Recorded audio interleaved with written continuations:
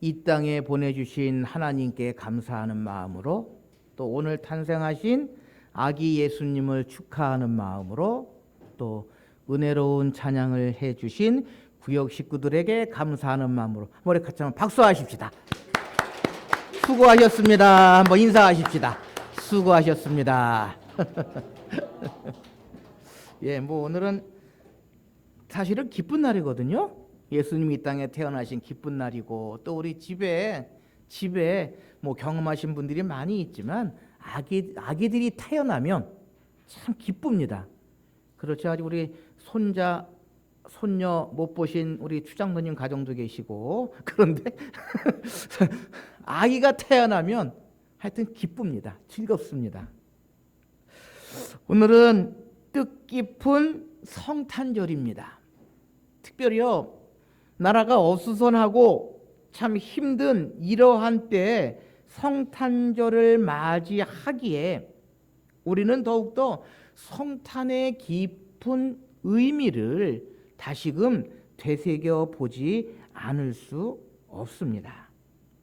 여러분, 이 세계 어느 나라 어느 민족이든 명절이 다 있습니다. 그런데 국경과 인종을 초월한 인류의 명절이 무엇인 줄 아십니까?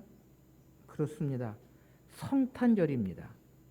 성탄절 이외에 나라마다, 국가마다, 또 인종마다 다른 명절을 가지고 있지만, 이 성탄절은 온 인류가 함께 지키는 명절입니다.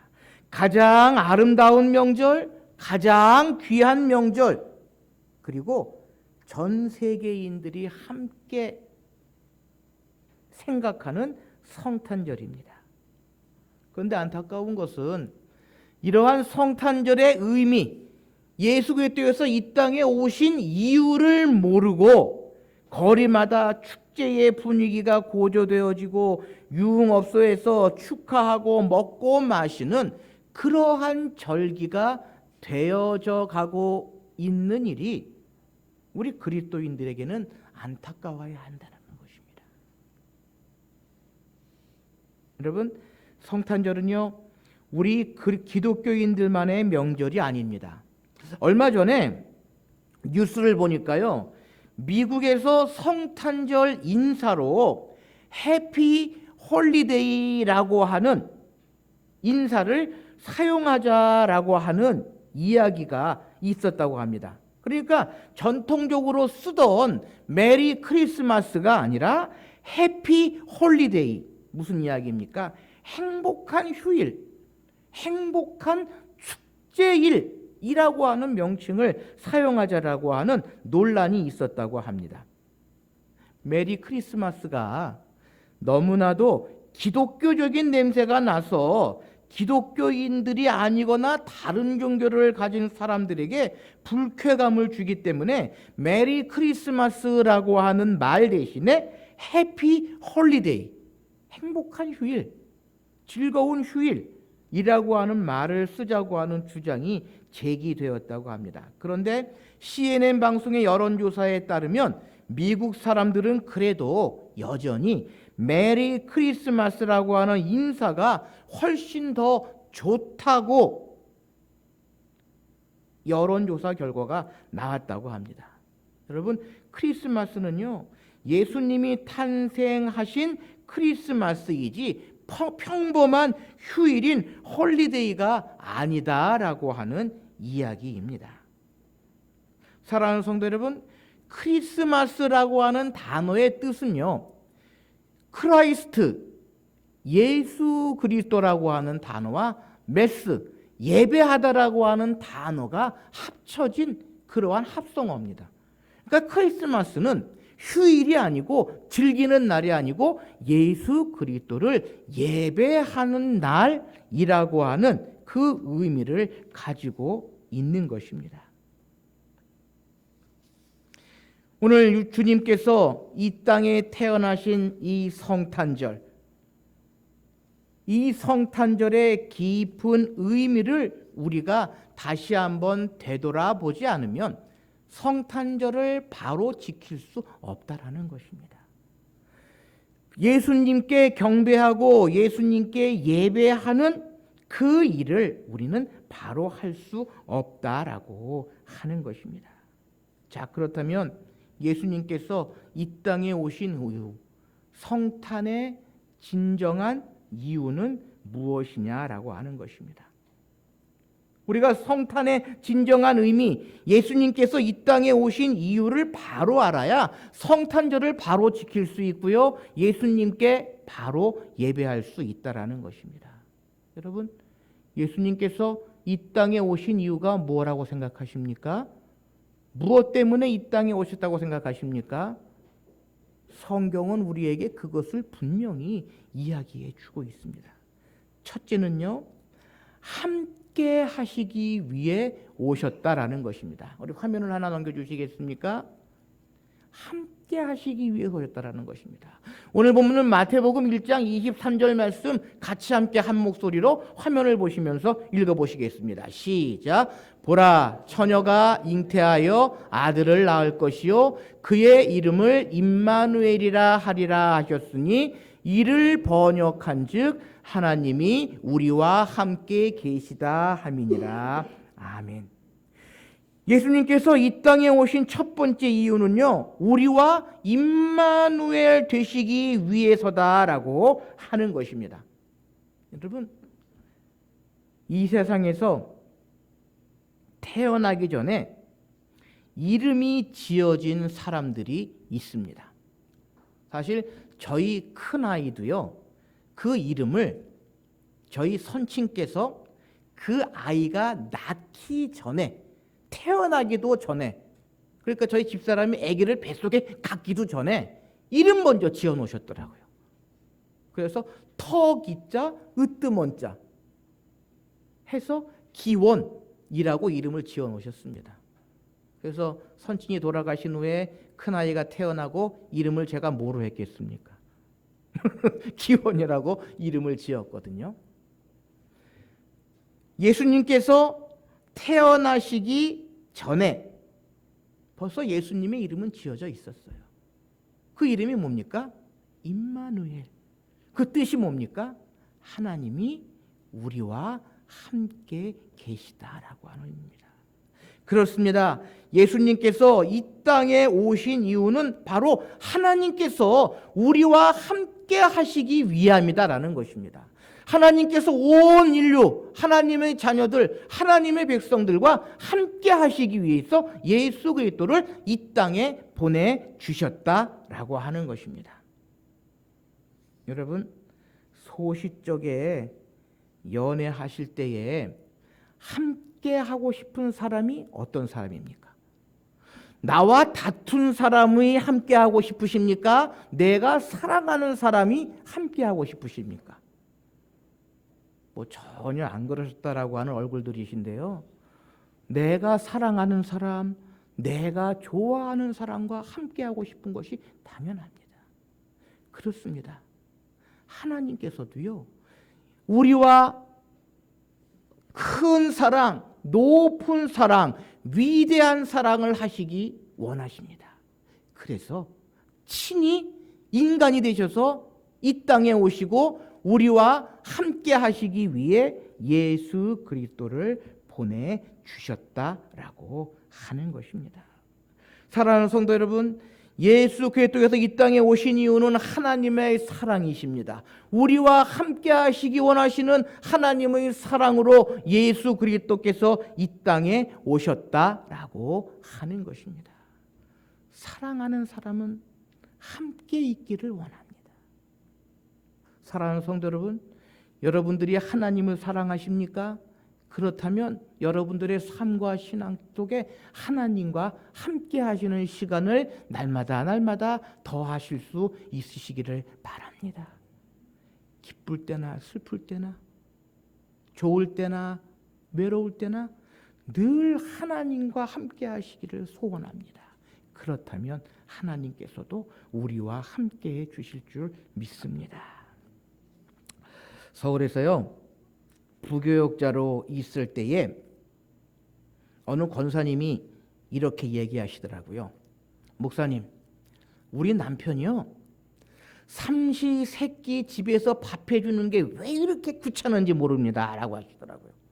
또 그럴 것이 그 남편 장로님이 SK 임업 사장님이셨거든요. 그래서 전국에 있는 공원들 조성하고 또 조경하시는 일을 하시는 장로님이셨는데 딱 은퇴를 하시고 나시니까 어디 계실 수밖에 없어요. 집에 계실 수밖에 없으니까. 그래서 삼식이가 되셨대요. 하루 세끼 꼬박 집에서 밥을 드시는. 근데 그 부인 권사님이 하루 세끼 밥 차려주는 게 그렇게 힘들다고, 어디 좀 나갔으면 좋겠는데 나가지도 않고 집에만 계시더라고. 또 그 장로님 그러신가 봐요. 평생을 바깥에 나가서 활동하시고 일하시다 보니까 이제 좀 쉬고 싶다. 집에서 쉬고 싶다. 근데 권사님은 안 계시다가 계시니까 귀찮으신가 봐요.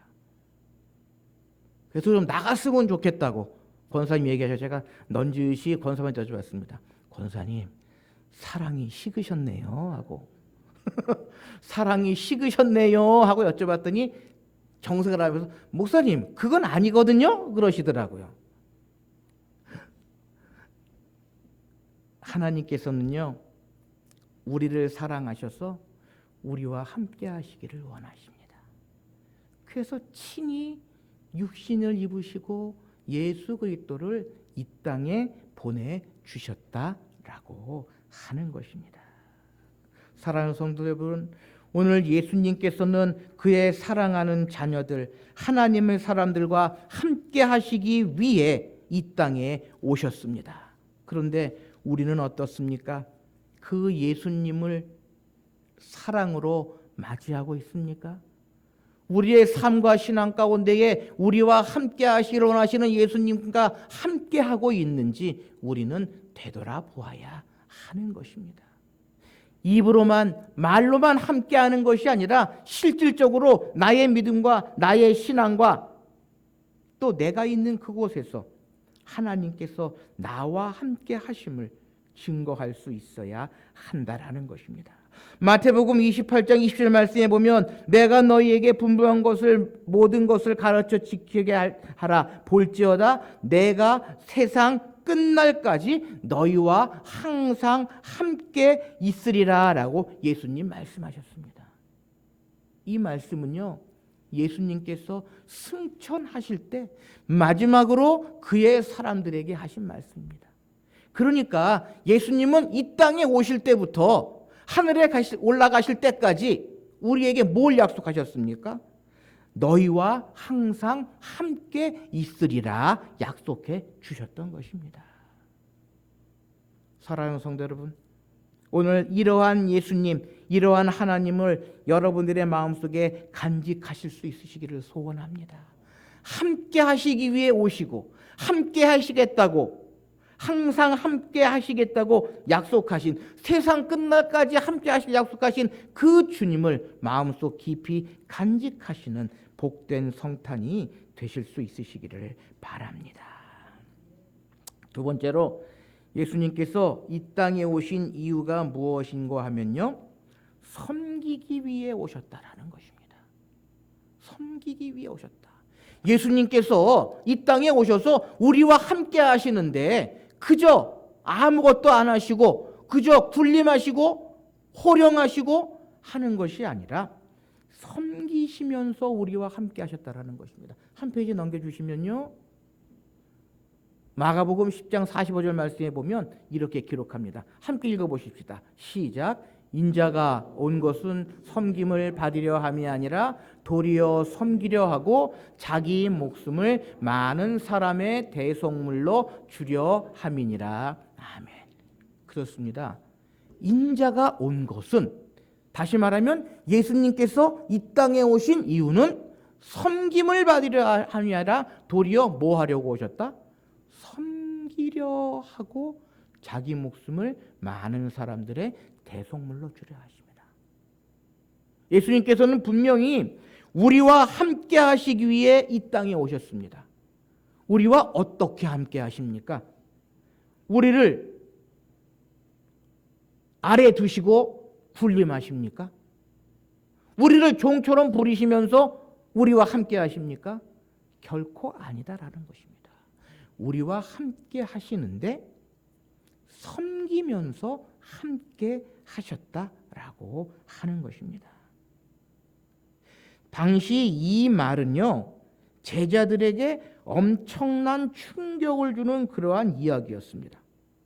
제자들은 영광 중에 예수님의 좌편과 우편에 앉을 것을 소망했습니다. 그래서 제자들의 엄마가 주님의 나라가 임하시면 우리 큰아들은 예수님 왼쪽에, 우리 작은아들은 오른쪽에 앉혀서 떵떵거리고 호령하게 해주십시오라고 이야기했을 때 예수님께서 말씀하십니다.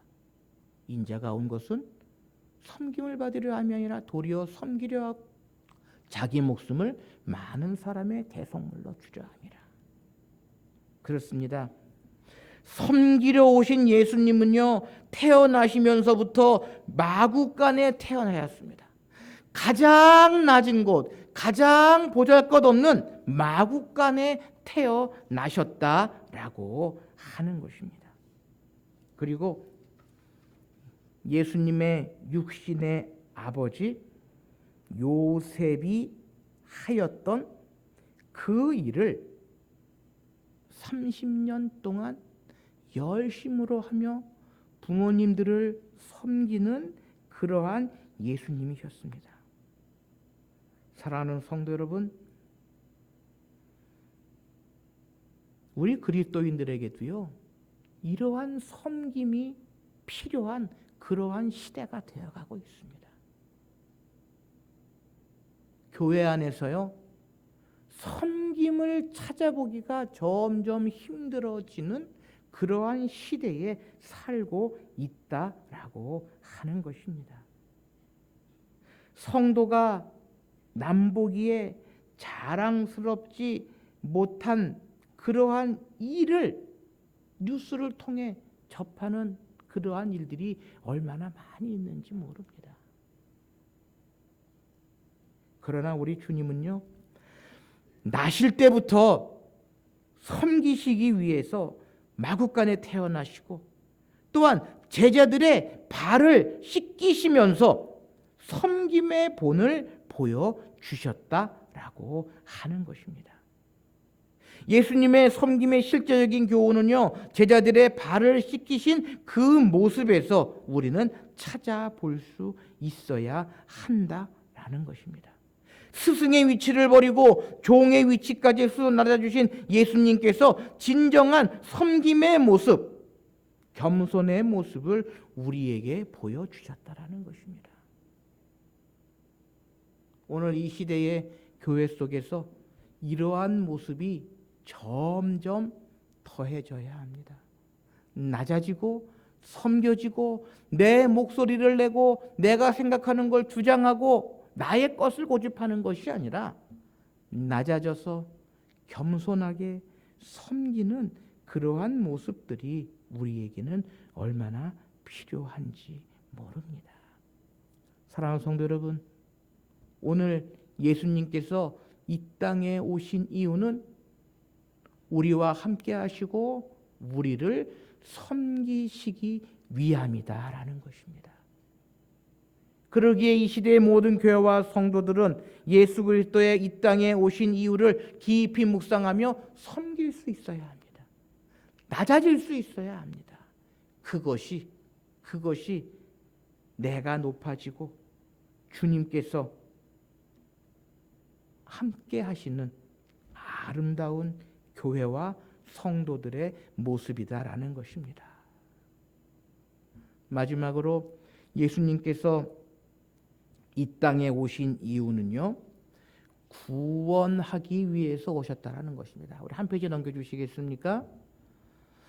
구원하기 위해서 이 땅에 오셨다라는 것입니다. 자, 우리 오늘 본문 1장 21절 말씀도 화면을 보시면서 함께 읽어보시겠습니다. 시작. 아들을 낳으리니 그 이름을 예수라 하라. 이는 그가 자기 백성을 그들의 죄에서 구원하실 자이심이라 하니라. 아멘. 그렇습니다. 예수 그리스도께서 이 땅에 오신 궁극적인 목적은요, 우리와 함께 하시고 섬기시고, 그리고 그 섬김의 가장 극치인 구원하시기 위함이다라는 것입니다. 하나밖에 없는 목숨을 내어주시면서 자기 백성을 그들의 죄에서 구원하시기 위해 이 땅에 오셨다라는 것입니다. 예수 그리스도는 세상의 구원의 빛으로 자기 백성을 위하여 이 땅에 오셨습니다. 그것은요, 우리들을 꾸짖거나 심판하시기 위해서 오신 것이 결코 아니다라는 것입니다. 죄인들로서는 그리스도를 영접할 수 있는 능력이 없음을 미리 알고 계셨기에 저희가 고치고 구원하시기 위해서 우리 주님께서는 이 땅에 오셨다라는 것입니다. 인자가 온 것은 섬김을 받으려 함이 아니라 도리어 섬기려 하고 자기 목숨을 많은 사람들의 대속물로 주려 함이라. 그것이 바로 주님께서 이 땅에 오신 목적이다라는 것입니다. 섬김의 가장 극치가 목숨을 주시고 만 백성을 구원하기 위함이시다라고 하는 것을 우리 주님께서는 분명히 말씀해 주고 계십니다. 우리가 삼위일체론을 이야기할 때에 하나님의 사역은 세상을 창조하시고 다스리시고 섭리하시는 일이다라고 이야기를 합니다. 또 성자 예수님의 사역을 이야기할 때 우리 주님께서는 온 인류를 구원하시는 것이 예수님의 사역이다라는 것입니다. 그래서요, 예수님은 오늘 이 땅에 오셨는데 왜 오셨다? 왜 오셨다? 죽기 위해 오셨다. 죽기 위해 오셨다.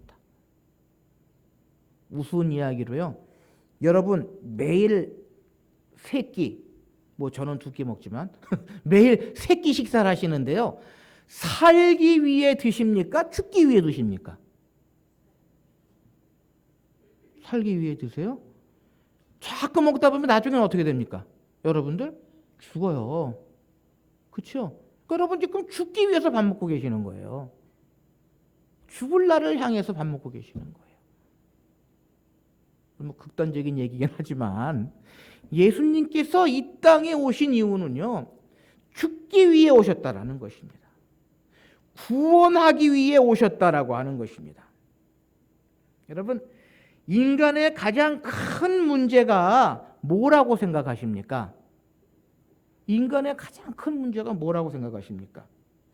인구 폭발로 생겨나는 식량의 위기의 문제가 결코 아닙니다. 이로 인해 생기는 전쟁의 문제도 아닙니다. 에너지 자원의 문제나 자연 환경의 공해 문제보다도 더 큰 인류 최대의 문제는요, 죄다라는 것입니다. 죄의 문제입니다. 아담이 하나님의 명령을 어기고 불순종한 이후에 하나님을 향하여 끊임없이 반항하고 불순종하는 죄가 가장 심각한 문제다라는 것입니다.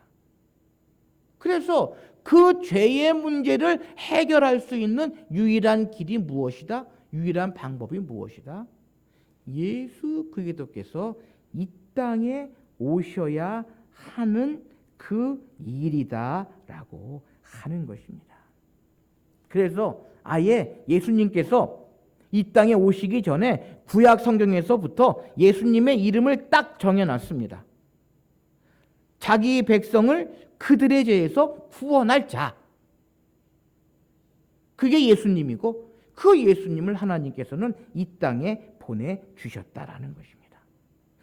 사도 바울도 빌립보서에서 전도할 때에 사도행전 16장 31절 말씀에 가로되 주 예수를 믿으라 그리하면 너와 내 집이 구원을 얻으리라 라고 분명히 이야기합니다. 예수 그리스도를 믿음으로 말미암아 구원을 얻을 수 있고 예수 그리스도 이외에 다른 방법으로 구원을 받을 방법이 없다. 그래서 하나님께서는 예수 그리스도를 이 땅에 보내주셨다라는 것입니다. 사랑하는 성도 여러분, 예수 그리스도가 우리의 유일한 구원자임을 성경은 우리에게 분명히 이야기합니다. 바로 그것이 예수 그리스도께서 이 땅에 오신 이유다라는 것입니다. 다른 거 아니에요. 우리를 구원하기 위해 이 땅에 오셨다라는 것입니다. 그런데 이 시대에 예수 그리스도 외에 구원을 찾는 사람들이 얼마나 많이 있는지 모릅니다. 심지어는 우리 그리스도인들 가운데에서도요, 구원에 대한 확신을 갖지 못하는 사람들이 점점 늘어나고 있다는 이야기를 들을 때 안타까움을 금할 수가 없습니다. 여러분, 교회 안에서 성도들이 교회를 떠나는 이유가 바로 이 구원에 대한 확신이 없기 때문이에요. 교회 밖에서 구원을 찾으려고 하고요, 예수 그리스도를 믿는 믿음이 우리에게 주신 유일한 구원의 길인데 다른 것으로 그거를 찾으려고 하는 사람들이 얼마나 많이 있는지 모릅니다. 제가 늘 드리는 이야기이지만 우리가 카톨릭을 이단이라고 하는 이유가 어디 있는가 하면, 우리는 예수 그리스도를 믿는 믿음으로 구원에 이른다고 하죠. 그런데 카톨릭에서는요, 그것 말고 구원에 이르는 길이 또 하나가 있습니다. 그게 무엇인가 하면 공로예요. 공로. 내가 공적을 쌓으면, 공로를 쌓으면 구원받는다라고 하는 그 교리가 카톨릭에는 있습니다. 우리 개신교 기독교회는 구원은 하나님과 나와의 관계, 내가 예수 그리스도를 잘 믿고 바르고 옳은 믿음 생활, 신앙 생활하면 구원에 이르고, 구제는, 우리의 공력은 구원받은 사람들이 행해야 할 부수적인 일이거든요. 그런데 카톨릭은 뒤집혔어요. 공적을 쌓으면 천국에 간다, 구원에 이른다라고 가르칩니다. 그래서 카톨릭에서는요, 내가 부인의 치맛자락 붙잡고 하늘나라에 갑니다라고 하는 말이 맞아요. 왜냐하면 100이라고 하는 공적을 쌓아야 천국에 가고 구원을 얻는데, 내가 열심으로 봉사하고 열심으로 하다 보니까 내 공적이 120이야. 그럼 100이면 되는데 얼마가 남습니까? 너무 쉬워서 대답할 가치를 못 느끼시죠? 20이라고 하는 공적이 남아요. 그럼 그 20이라고 하는 공적을 누구한테 주냐? 남편한테 줘서 남편이 부족한 공적을 부인의 나머지 잉여 공로거든요. 그게 잉여 공로설이거든요. 그거를 가지고 천국에 간다고 이야기를 합니다.